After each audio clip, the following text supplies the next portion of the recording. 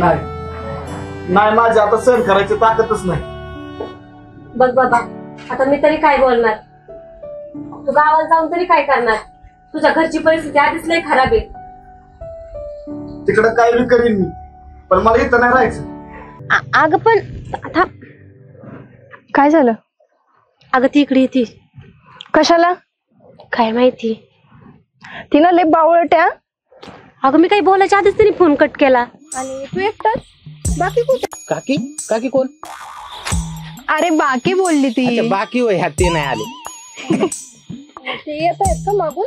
अरे आमची एकरभर जमीन आहे ना, तीच व्यवस्थित नीट करायची आणि त्याच्यातच काम करायची इच्छा आहे त्यांची खूप. मग का नाही करीत नीट तुम्ही? अरे ते केवढा सोपा आहे बाबा. ती जमीन भरपूर दिवस झाले पडीक आहे. ती नीट करायला खर्च किती मोठा येतो. आणि त्यात तिथं पाणी नाही, पाण्याची सोय करावी लागणार ना.